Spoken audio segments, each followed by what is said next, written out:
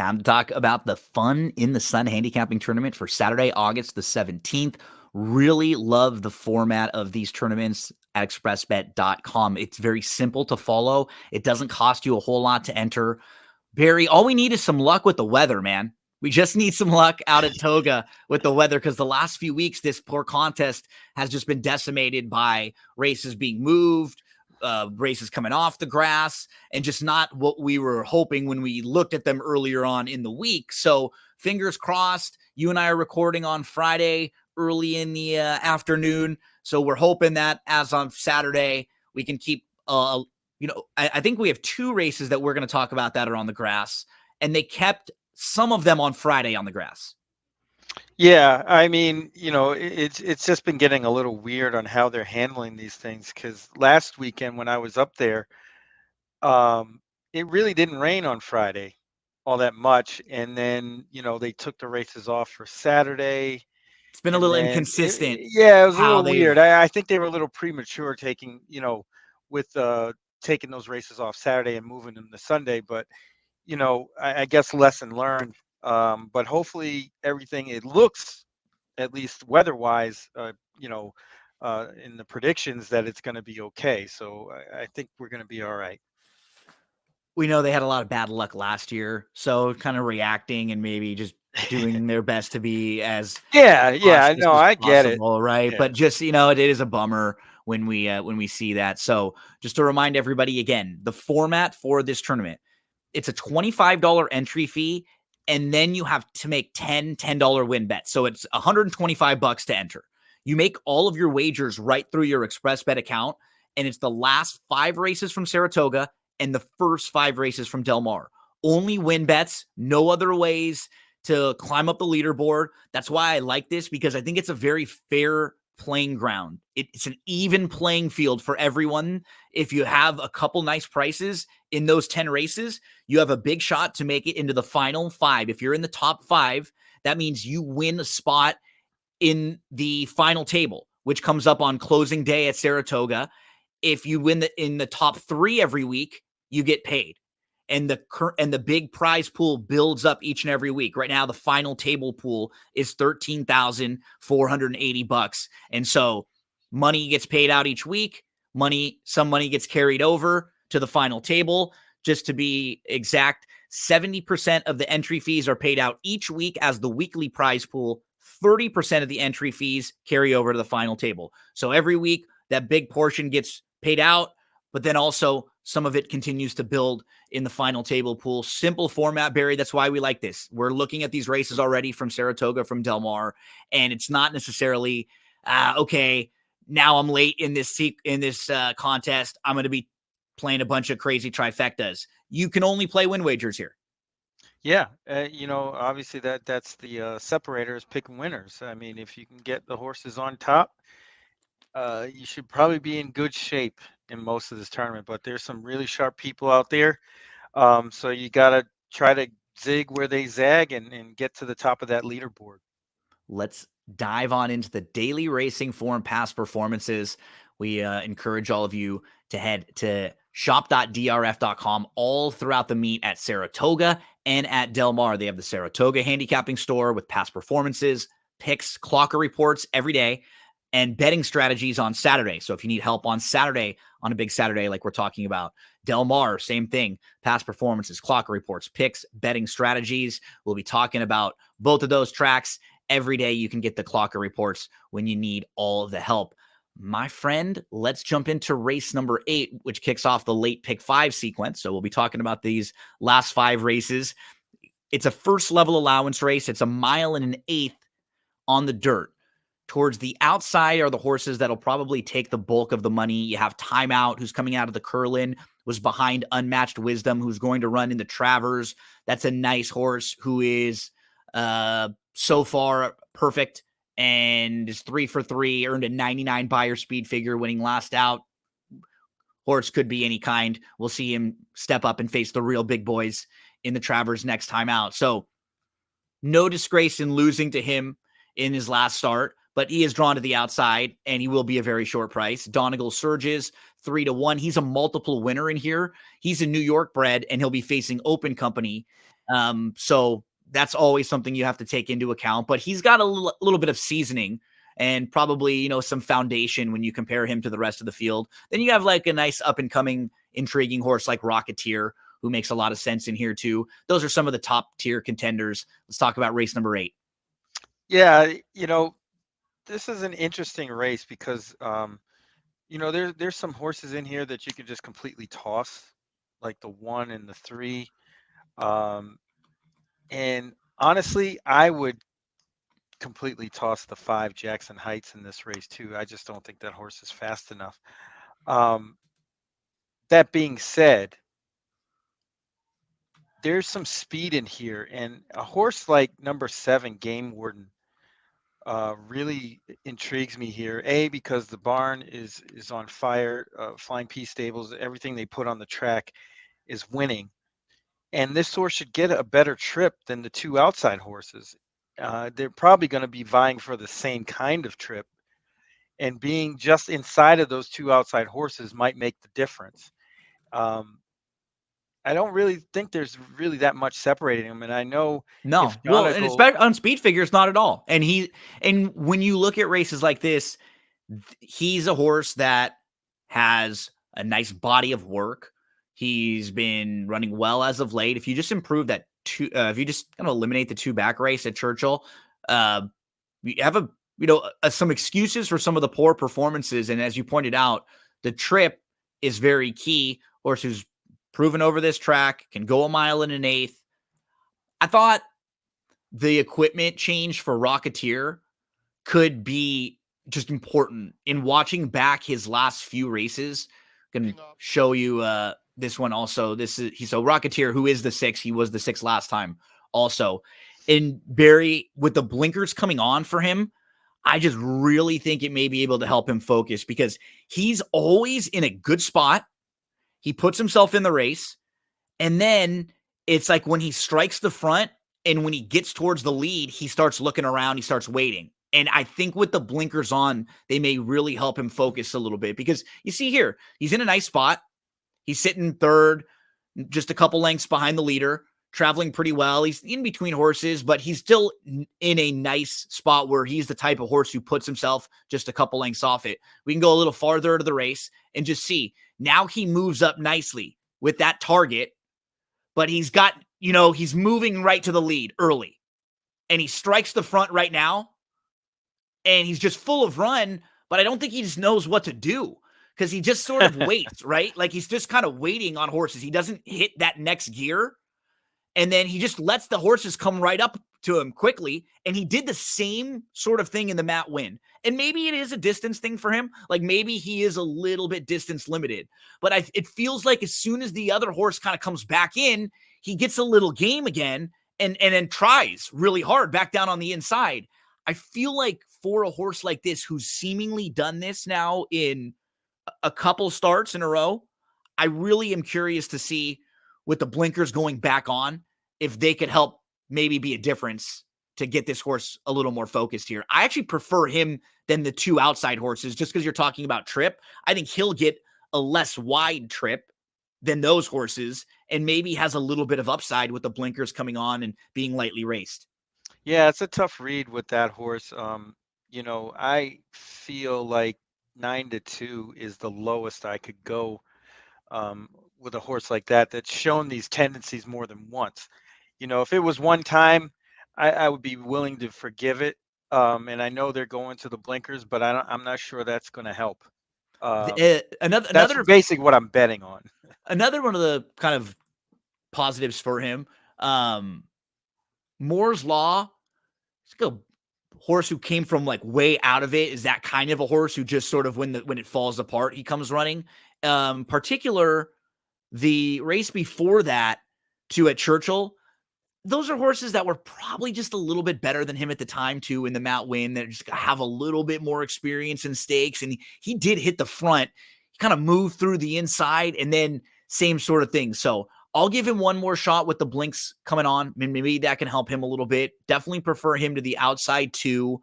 Well, I'd say this. I'd use Rocketeer in a pick 5 situation but not in the contest situation. Especially if he Makes gets sense. lower. Yeah. If he's lower than 9-2, he's Right. probably not a horse you want to play in a contest. What do we do with the horse like the 2, Digital Ops, who, Pratt can get aggressive with these horses and at least put him in a good spot down towards the inside. I don't know how good he is, but they sure I paid a just lot thought, for him, and he's bred nicely. yeah, I mean, I don't think this is the ideal spot for this horse, only because Bank Frenzy will probably need to kind of head up for the lead, and I think they might end up, kind of going at each other. And then if you add in Rocketeer, kind of putting pressure on him, and maybe even timeout, it's really going to speed up this pace, I think, and that's why Game Warden seems like the What is the horse I would want to bet. what does Timeform US think? I'm always curious to take a look at these Yeah. sometimes. I hadn't popped that one in. They think, yeah, they think it'll be someone from off the pace. They've got the 9 coming from more off the pace. Donegal Surges. They've got Rocketeer and Game Warden in second and third. Yeah. Kind of sitting the trips that we are maybe hoping for. They've got Rocketeer with the blinkers on, showing a little more speed and fading, and then Game Warden probably where you want him to be, right? About 5th. Yep, absolutely. Yeah. So that's how we're sort of hoping. I'm kind of hoping Rocketeer with the blinkers, maybe they'll get him to focus more and not necessarily can he sit third still, right? Not be way faster than that. But that's what's a dance, right? With what you don't always know exactly what the equipment is going to do. You don't. It's not it's not like you're plugging it into a computer and then it's in. It's trial and error with the animals. You really don't know. So intriguing way to start, especially if you're not that high on the outside too. That'll probably be short prices. Well, the one thing you might want to note is Donegal Surges is also entered for a race on Sunday. Yeah. If that horse comes out, it changes the race quite a bit. And I would upgrade timeout actually if that does happen. Not having to maybe just go quite as wide and be not looking for that same trip with a couple different other horses there. Definitely a horse that you would, again, timeout. I'm okay, or I'm not. We're having conversations that are pick 5 and also with the contest, right? And we're having a couple different conversations. Like I'm not playing timeout ever in a contest, and when No. he'll be 9-5. But depending on how you want to approach a pick 5 sequence, I still like a couple others more in here, and I think they'll give you some nice value. I've no problem with Barry's Game Warden if this horse is like 6 and above. Yeah, This that spot. seems about right where Yeah. he'll be. About Especially if the 6'5", 9 comes out or moves to a different race on Sunday, the one that they're entered on Sunday. Okay, Barry, let's move to race number 9, my friend. This one is the Lake Placid 1/16 on the turf course. So fingers crossed that this one will stay in. You have She Feels Pretty. Makes a lot of sense in here. She was very good. She's been very good in all of her starts. The Belmont Oaks, just a little too far. Connection said, you got to continue to try with horses that are this good to see how far they'll go. But she was up a little closer and she just didn't have her finish. And that's what happens sometimes when you go a little bit farther. So she gets to cut back now 1/8 of a mile from a mile and 3/16 to a mile and a 16th. She'll go third start of the form cycle. And she exits a good race where the winner, Cinderella's Dream, came back again, won another graded stakes race. So talking standpoint, she's the horse to beat in a good spot, a little bit of class relief, like all positive things for her. The 11 will also take money for these connections because they've been winning a ton over the last few years, in particular at Saratoga, sending out a bunch of winners.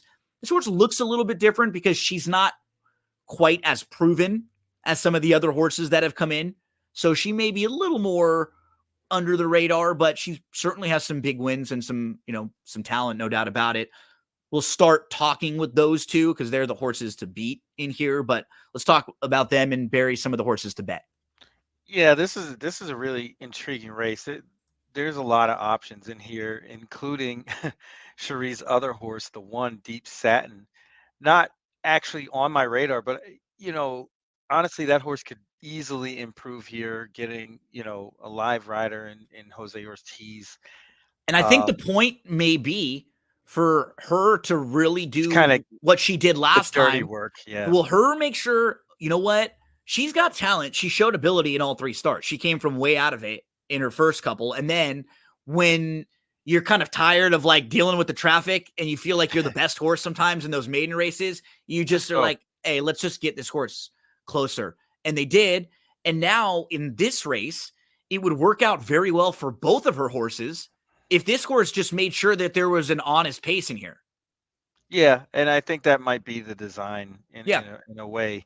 But it's interesting that Jose Ortiz is gonna, if that happens, is going to play the rabbit role. Yeah, and I have no I problem throwing like she would be an okay contest horse if especially if she is double digits or maybe even floats up because she gets dismissed a little bit and maybe she feels pretty really gets hit hard and the 11 gets hit hard too because she has ability and she doesn't need to be just like a rabbit, but that might be the role in here for her to just her get aggressive and make sure that if anyone else tried to get aggressive, they wouldn't be out on the front end by themselves. Right, just winging it and just slowing it real, slowing the pace down to a Yeah. crawl and then winning the race that way. But yeah, this is interesting because there's a lot of ways you can go. I mean, the 2 Grayosh kind of stands out for me, and even the other Chad Brown runners in this spot. Uh, Spaladay, the 5, is another one that really kind of jumps out to me as a horse that has a good chance to win this race. The 6, Les Reyes. If you like that horse, if you like Beautiful Love, this horse looks exactly the same on paper as Beautiful Love, and one's 4-1, one's 10-1. Proctor Street, another horse who I think has a lot of ability and is coming into this race the right way. I definitely think, as far as a pick 5, that this race is really a spread race. And contest wise, you have some options. Yes, this is exactly. You have a lot of all the horses you mentioned. I literally had the 7 as the horse on top, as this is the horse to beat, but not a horse I'd play. And then the horses I would play in a contest and the fun pick 5, pick 4 horses, 1, 2, and 5 were the ones I had. And we mentioned you went right to the 2 and the 5 after talking about the 1 because Grayosh was right there. Grayosh, it was a sick beat. Yeah, last time out. Oh my! Just to watch the end, it was such a sick beat. So Grayosh and Proctor Street come right back, and here it is. Grayosh down inside, like, oh my gosh! Like even watching it, it still looks like Grayosh gets a really good, like inside. It's just so brutal. But the 2 of them are both live. And they'll both be very playable prices. The 5, who you mentioned. So Spaladay, 2 starts back, she loses to Buttercream Babe. And Buttercream Babe ran in the Hall of Fame against the boys. Had some trouble in that race. Yeah, I remember. Had some trouble in that race. And she was very good and very competitive against the boys in a grade 2. So if you're using her as kind of a measuring stick, Spaladay's form, I think, fits pretty well in here with the filly version of that kind of grade 2 Hall of Fame race. Pinup Betty, who you see, earlier on in the past performances too. Pinup Betty was 4th most recently in the Belmont Oaks behind Cinderella's Dream and Sagesta. So a lot of the same form of these horses too. I mean, you're looking at the speed figures from Pinup Betty. Those would be very competitive in here. Yeah, there's just way too many options to take a short price here in a contest situation. Yeah, I would not be afraid to let it fly in a race like this because there's 10 races. There's going to be some where you're going to have to take a chance. Yep. And kind of come out of the norm and hope if you miss, a favorite wins. Yep. And this would be one of them because if the 7 wins here, it's not going to hurt you. Yeah, exactly. If you want to play against the 7 in a contest situation, this would probably be the best chance to do it. Yep. Pick 5 wise, it's tough to keep her out because she's so consistent. No, and that's a different story, right? You play pick 5, and maybe this is a race where you single her or you use her in one of your other price horses that you like. One of the horses that you're going to use in the contest there, you pick that one, and that's the one you go with. Or you play a pick 5 situation where you single her, then in a pick 4, you can play things a little bit differently. You have options, but this is sort of what we're doing here is talking about how the differences might be when you're playing in a contest versus when you're just kind of playing to, hit a pick five. A little Right. bit of a different situation here. So, fun horses in that like 8-1, 10-1 ish range in this one. Yeah, I mean, this is the let your freak flag fly race where, Yes. anything kind of goes, and any pick in this race for the most part would be a good chance to win. I mean, honestly, there's not many horses in this race that don't stand a chance to win. Maybe two of them. The rest have a really good shot. So I guess the theme of Saturday at Saratoga and at Del Mar is 3-year-old fillies because you have the Lake Placid, and then we move to the Alabama at Del Mar. They'll have the Del Mar Oaks with the feature there. So the 3-year-old fillies will have the spotlight all across the country, and it'll also be a big day at Woodbine where we'll have the King's Plate up there. So if you're looking for some other really good races to take a look at, check out Woodbine. They have a really nice card and some undercard races there happening. Barry, the grade 1 Alabama is race number 10, 1.25 miles for these 3-year-old fillies. So they will be going the distance here, farther than most of them will ever go again in any of their races. And there's no Torpedo Anna. She's going to be pointing to the Travers to face the boys. That'll leave Candide as a standout betting favorite. And then you have a lot of horses that are kind of in that next tier that might be vying for that next second choice or kind of the second spot from, the bettors, maybe how we kind of perceive this race.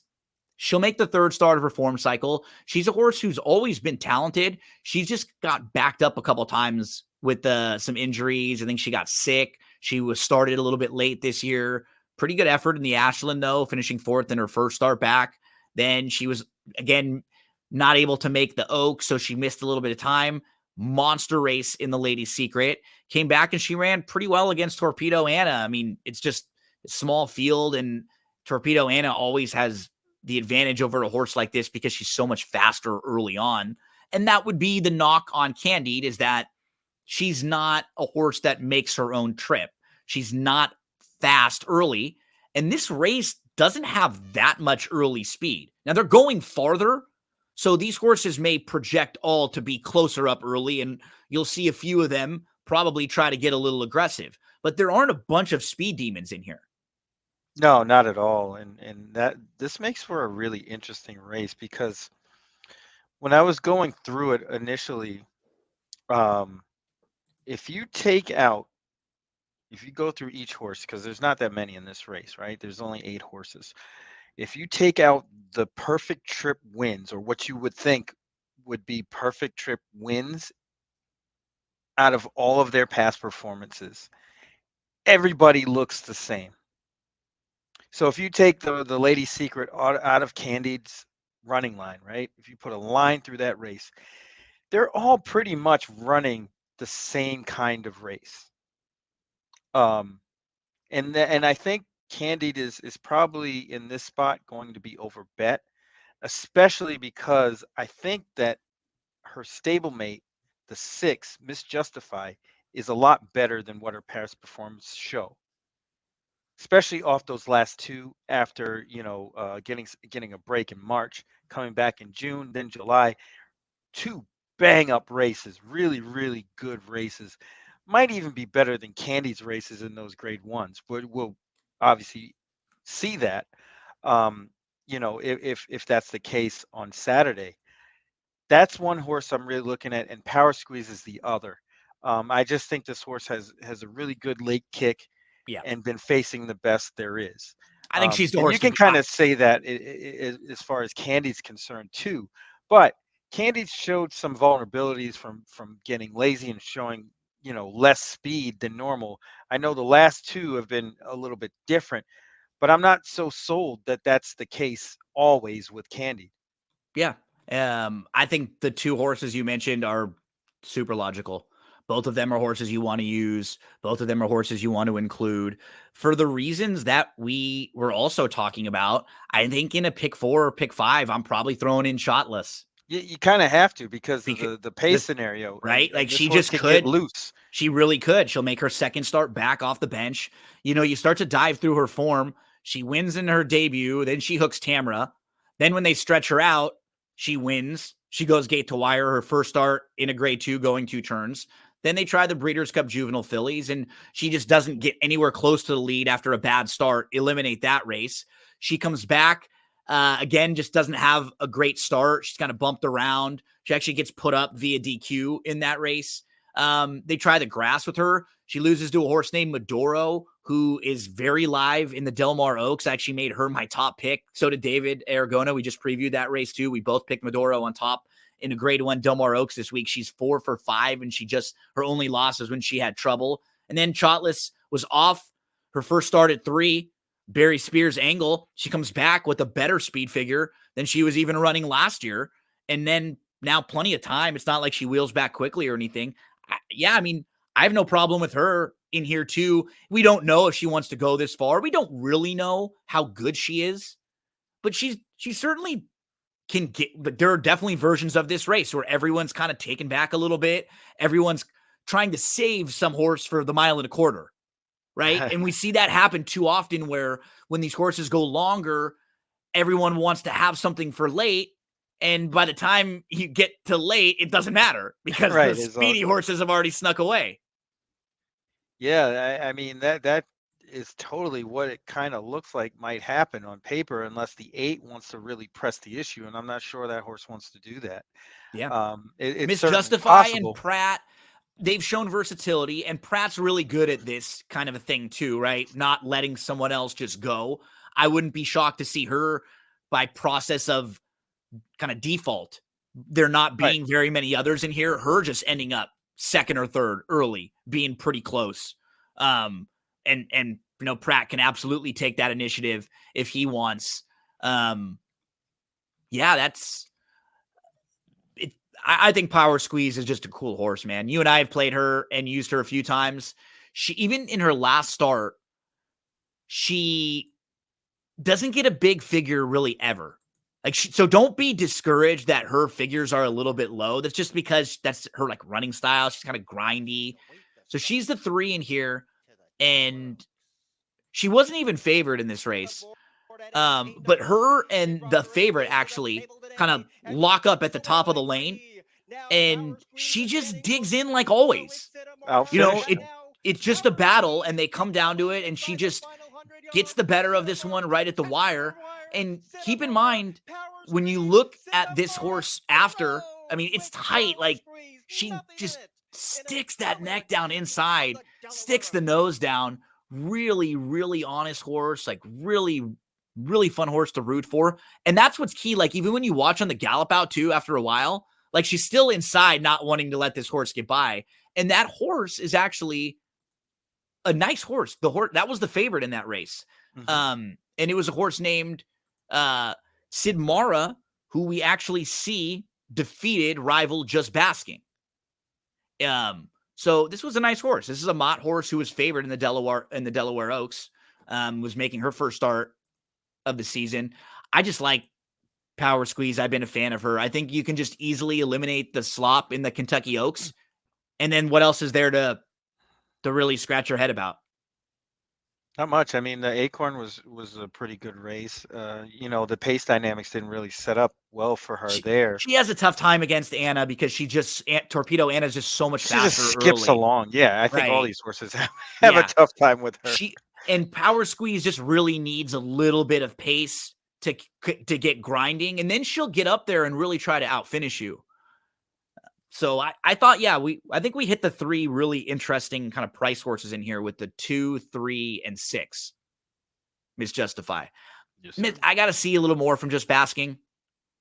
I think when I probably just need to see her at this level against a group like this. Intricate. I haven't really just seen her step forward quite as much. I really liked her earlier in the year. And right now she just still feels like she was lengths behind Candy last time out. And I can't quite get there with her in this spot yet. I probably need more of a price right now to be playing her. Yeah, Yeah, I think she needs a lot of help up front for her to contend, at least in the win position. Yeah, She could easily run up into an exacta or a trifecta sure. here, but You I may not get that wouldn't. pace. Right, that's the problem. Final two on the card on Saturday at Saratoga. It's a 50 starter allowance here.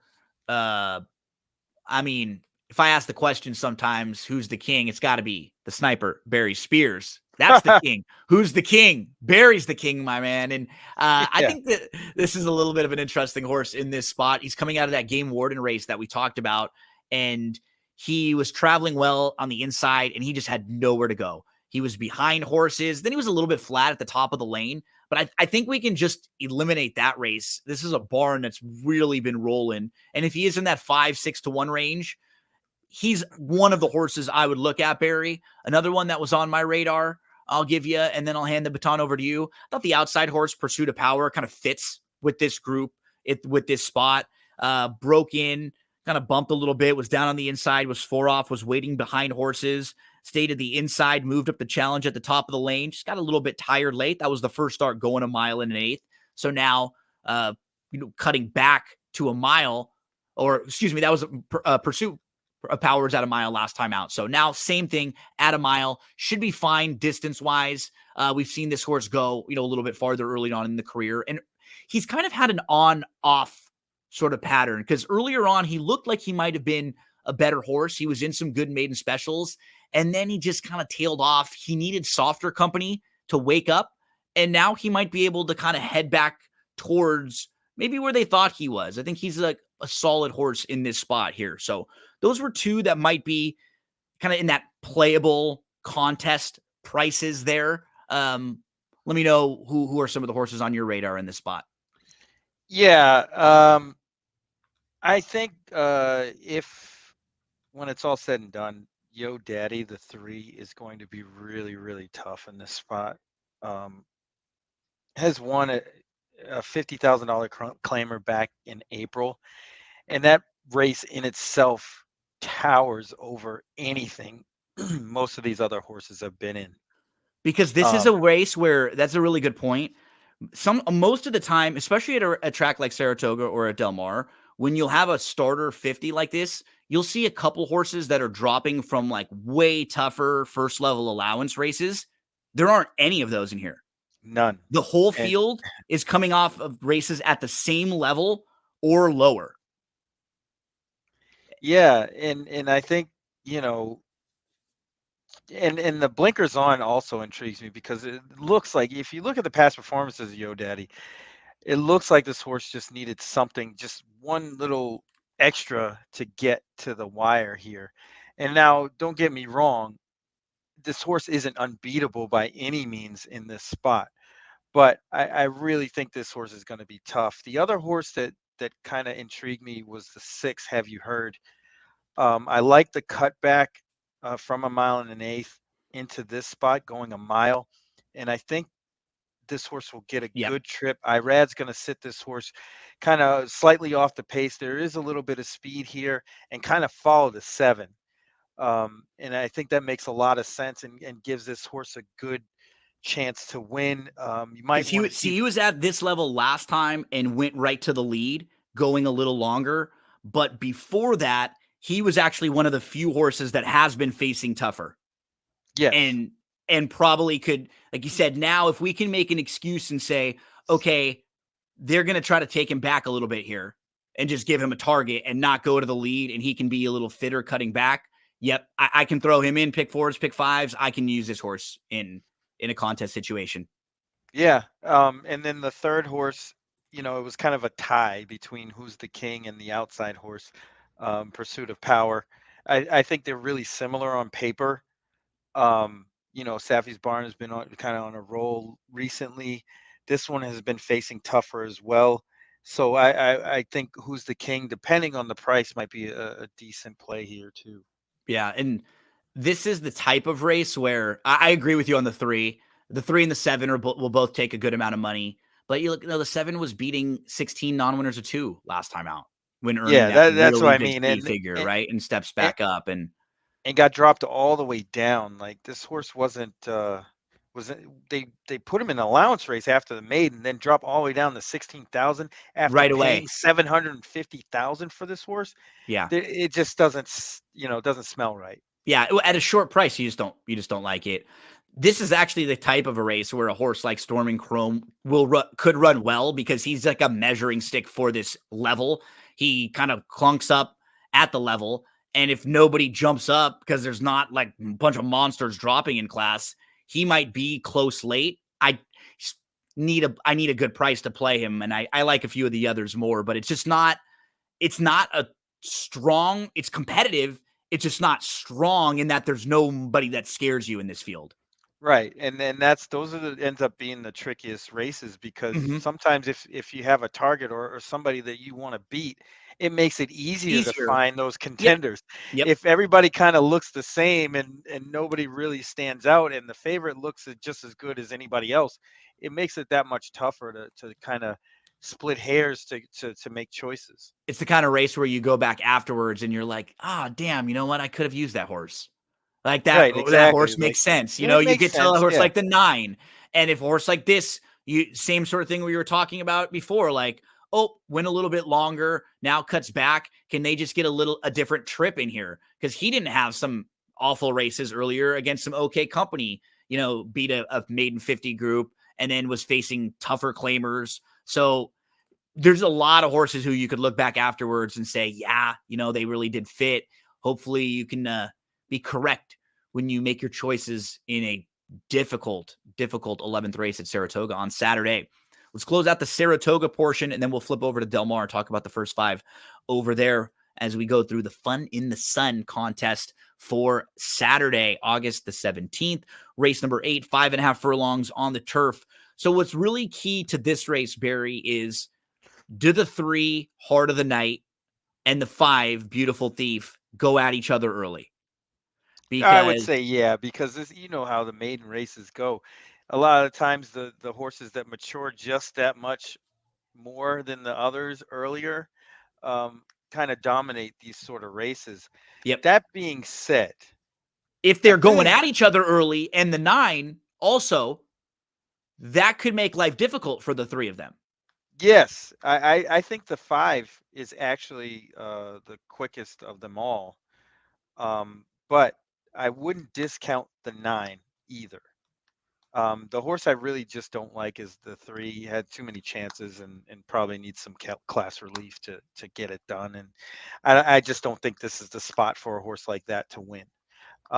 So I would really go after the 5 and 9 here. And then, the third best in this sense would be the 6, who could be the beneficiary of a hot pace up front To if me, that does happen. yeah, to me, I think the 2 obvious horses that look really playable in this race, if you're trying to beat the shorter prices, would be the 6 and the 8. Yeah, They just right. both look like you need some help with them, though, with both of them. Like, you Sure. do need the pace to set up because neither one of them are that fast early. They're just really not. And they will come running late, but they're going to need help. So they're the type of horses you're looking for here in your pick 4 and your pick 5 at, oh yeah, they fit at the level, but they need a particular type of trip. So because I had a hard time getting past, like, I couldn't get to anybody else. I couldn't get, Right, exactly. besides Once you those get horses. past those 4, the 8, 9, 6, and 5, there's really not much left. I mean, that's The, assuming that you don't like the 3, yeah. which I And, do not. we're talking about the 3 obviously as like a horse that's in the mix. It's capable, You're just definitely making a capable. decision on her at this point, that you're going to take a stand on one of these horses. But I Right. couldn't really get there with the first timers. The 1 had a dam that was a good turf sprinter, but the barn doesn't win a lot early, and you draw the rail here, which could be tricky. I couldn't Tough. get there with the 2 or the 4. I had a hard time with the 7 as well. Couldn't really get there with the 10. So you start eliminating those horses, and I think we got to the horses that make sense. Like the 9 wouldn't shock me hanging around and outrunning her odds because she has some of that speed that can at least put her in there. And then 6 and 8 are probably horses you want in your pick 4s and pick 5s because there's definitely a version of this race. There's, I say this sometimes, You try to do a simulation of every race 100 times. Yeah. What happens, right? How many times does it happen? Well, there's definitely 20-25% of the races where the 6 or the 8 are coming late, and probably one of those two wins this race, Yeah. because Yeah, absolutely. they come flying. So you probably want them, or at least one of them, if you like one of them more than the other, in a pick 4, pick 5 in a closeout situation. And another race that's a little tricky when it comes to the contest there, because they don't seem like there are as many options here. So this might be a race where you're having to go a little bit shorter, or you take a big swing on a horse like the 9 with Follow Your Arrow. So let's move Barry from Saratoga over to Del Mar. Now, you just came back from Saratoga. Talk to me about how everything was over there as we flip the script on over to Del Mar, and anything you want to mention, or anything you got to plug, or anything like that as I make the change. Yeah, I always describe Saratoga as like, you know, Sim City, the video game back in the day. It's like Sim City for horse racing, and it's just everything is horse racing, and it's great. It's just such a wonderful time, and got to meet a lot of people that I hadn't before, and going to the racetrack every single time I go to places like Saratoga or Tampa. I meet people I haven't seen before, and it's just such a great event. Just getting out to the races itself, And you got to and see Chuck? got to see Chuck on Friday and Sunday, and you know, uh, kind of watched it. We actually watched the women's medal game together, Oh, so it was pretty cool. He seems to be getting a little bit better slowly but surely, so that's positive. So it was a great trip. I have no complaints at all. The weather actually cooperated after being a little shaky early in the week and the week before, so everything just worked out perfectly. the second part of the contest, and it's not even really the second part. That's what's cool about this contest, is that Yeah, race 8 at Saratoga starts at I- 4:29, like 4:30, and then race 9 at Saratoga, it generally is going to go about 30 minutes after that, so it's just after 5, like 5:04, and then Del Mar first starts at race. 5. Yep.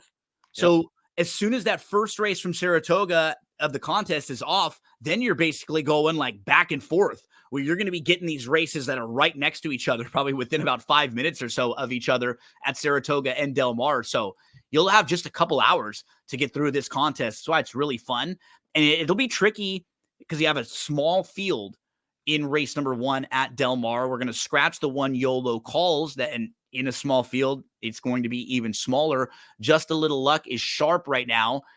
Comes out of a 1,000-yard race over at Los Al, and actually her last few wins have all been at Los Alamitos, either at the daytime or at night.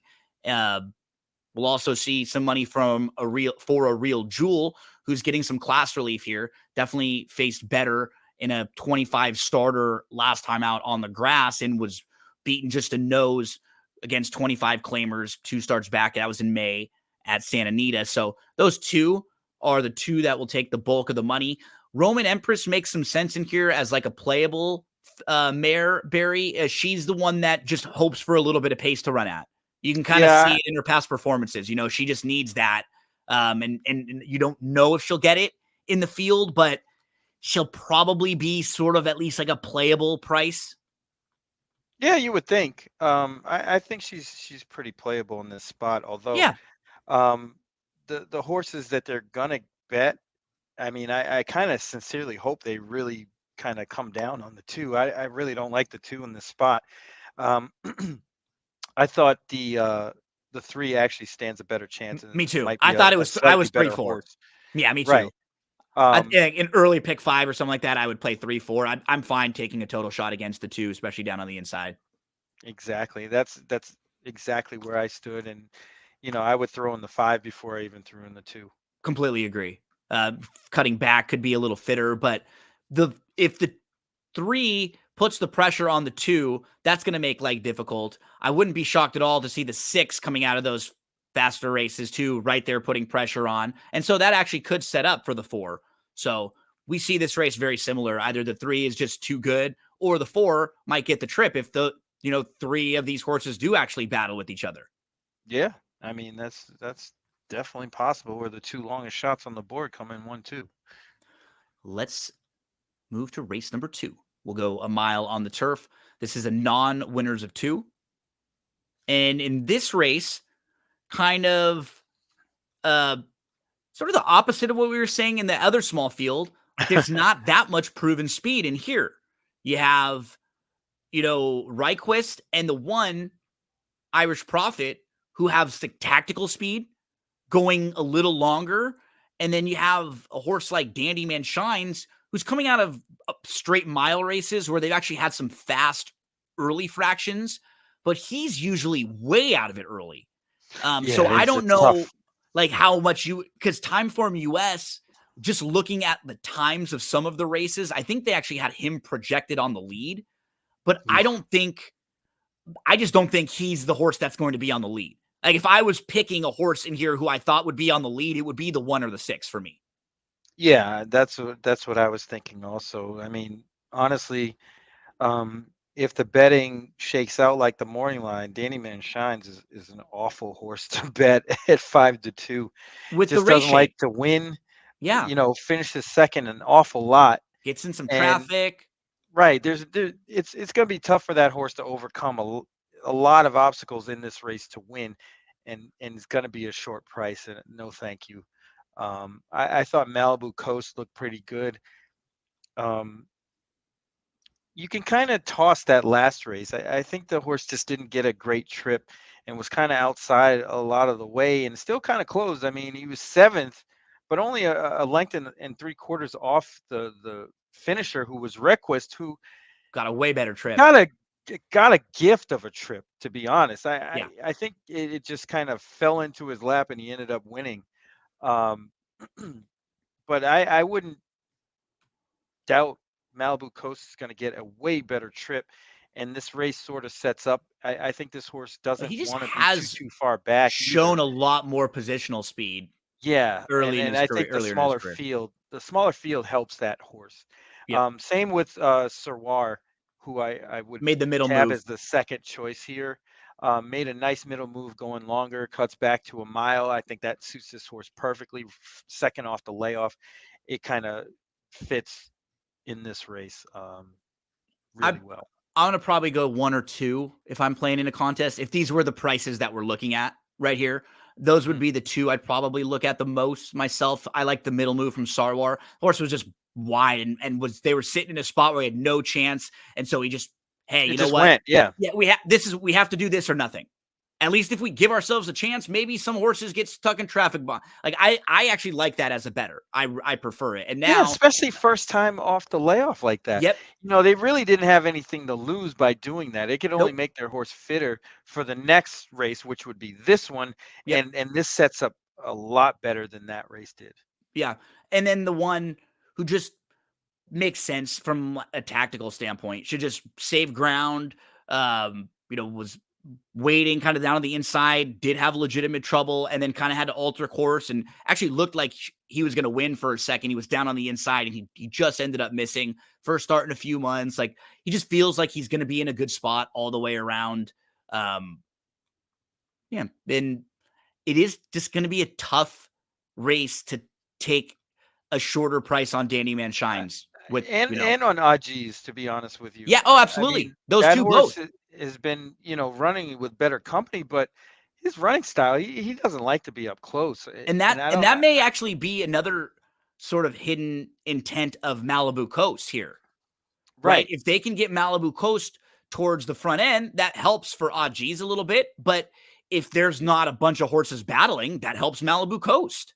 Well, I hope Doug O'Neill says to TJ Pereira, You go. take what they give you. Yeah. So Yeah. if they let you go slow, go slow. If Yeah. not, that's fine too. Yep. And he Just he try to would sit a probably little bit like, closer. We want you to be right, in front of Ajis. That's all, exactly. really. Yep. We don't want you behind that one. Try to get a couple lengths in front of that horse at least, and maybe as close towards the front as you can.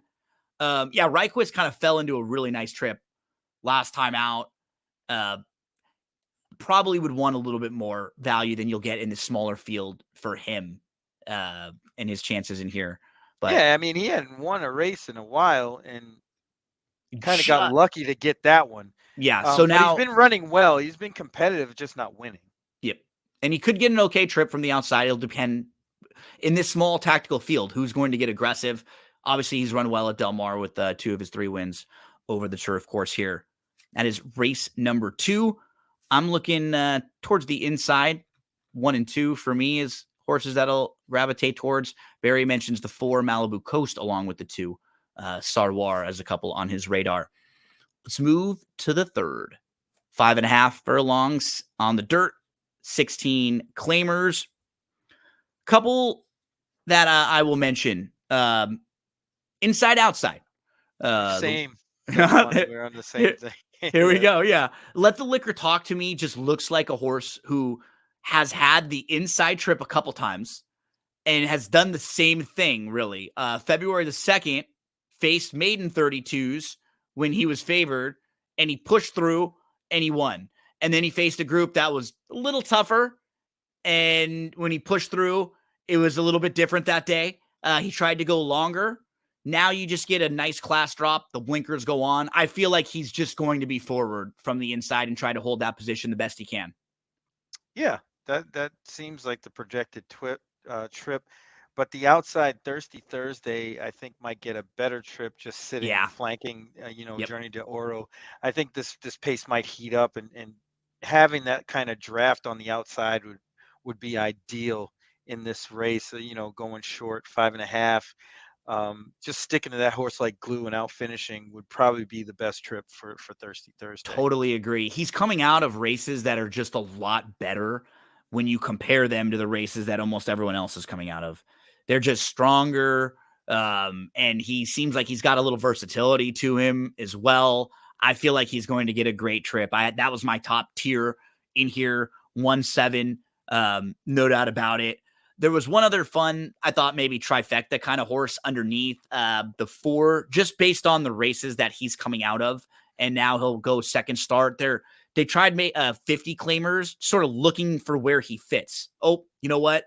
That was too tough. But now we drop and we cut back. So he'll be coming from off the pace in here with a little more bottom and a little more finish. I wouldn't be shocked to see him late on the scene, at least for a minor award, and maybe a horse that you want to throw in a deeper pick 4 or pick 5 if this is a race where you're looking for some prices. Because the 2 is going to take some money. I think people are just expecting that he'll close in this race, but he's a hard horse to really trust. Yeah, I mean, what is he going to do? What's his style? I mean, that's what I mean. He hasn't done anything since the 4.5 furlong maiden win. So you just don't know what he is. And look at every single comment line. Broke slow, off slow, bumped and start, off slow, off slow, off slow. Pattern. Going 5.5 down on the inside.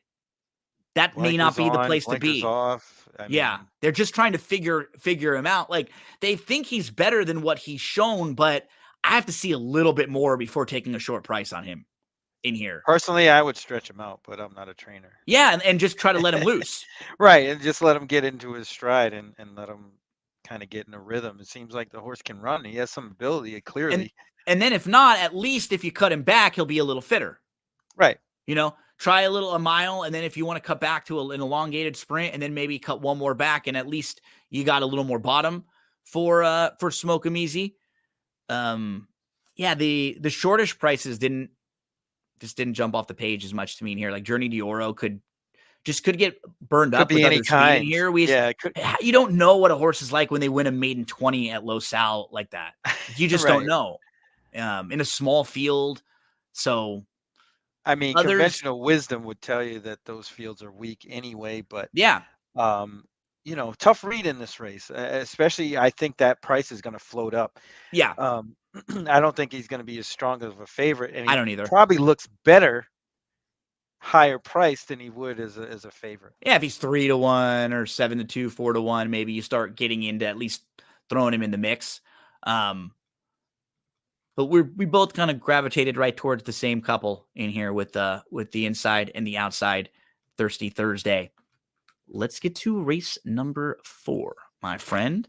We have maiden special weights, 2-year-old fillies going a mile on the turf course. And what is difficult about a race like this is that you really don't know what the running style is for some of these first-time starters.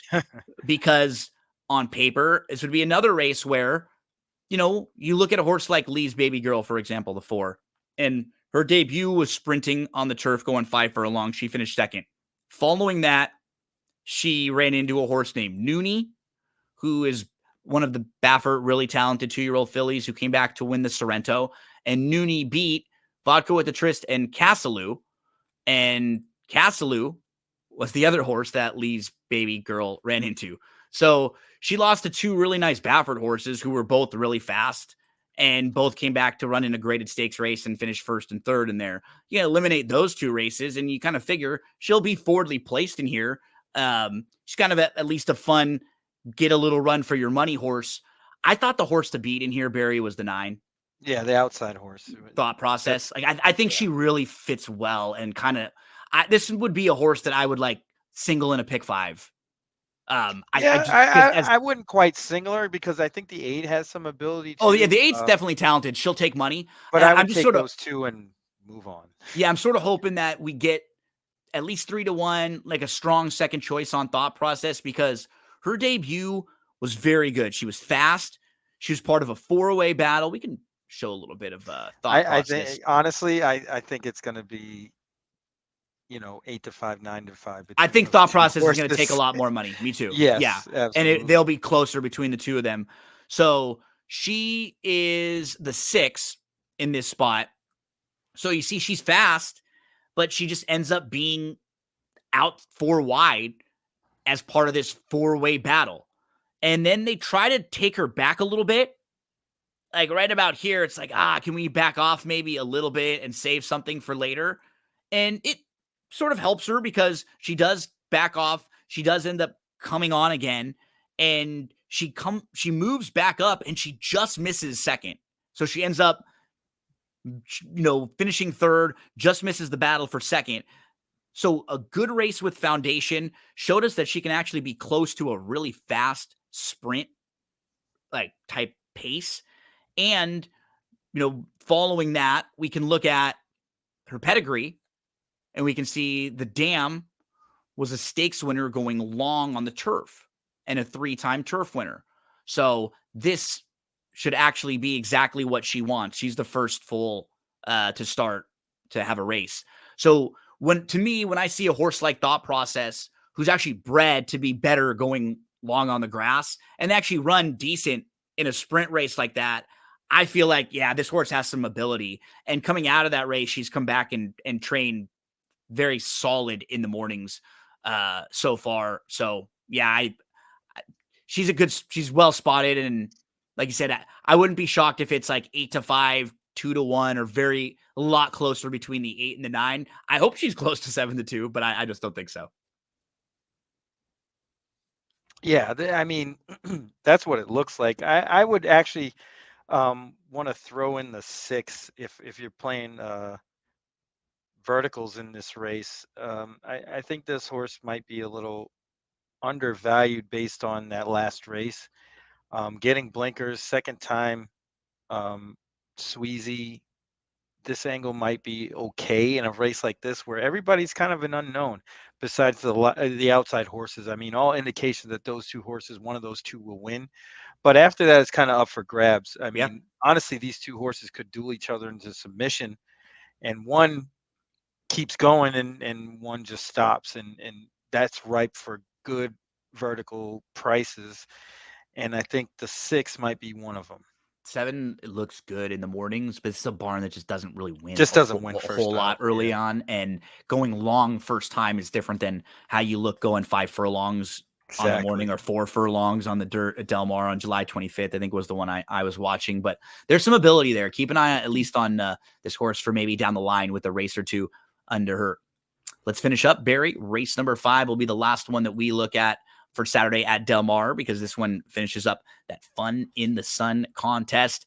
It's a 12-5 claimer going a mile on the dirt.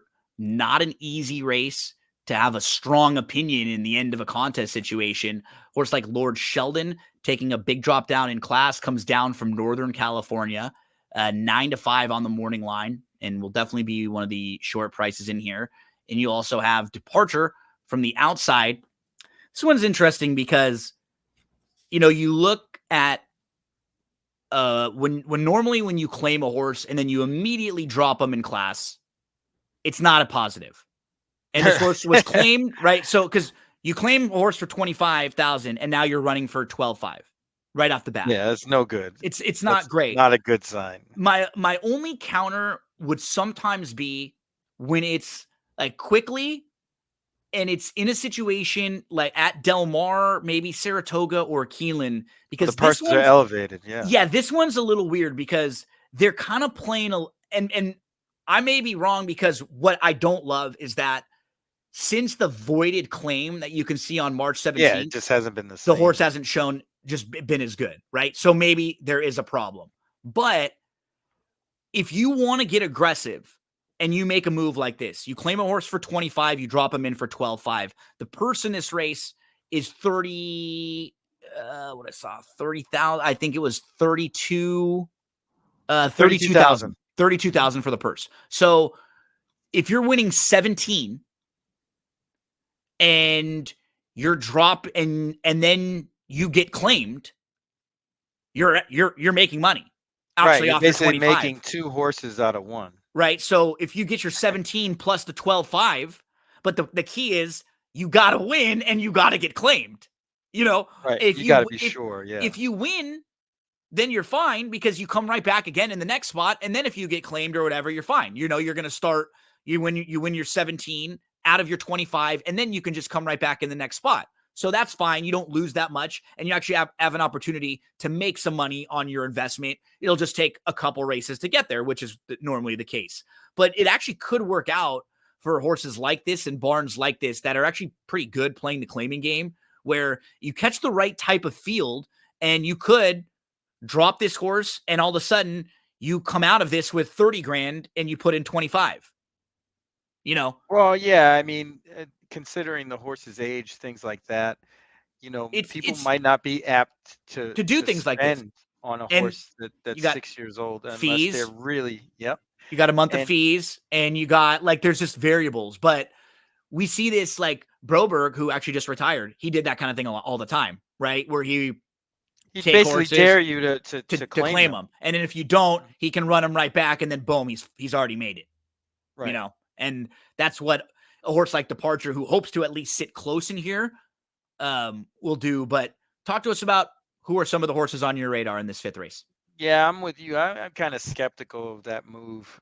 Personally, I thought Funkenstein actually rates a really good shot in here, coming in from the East Coast.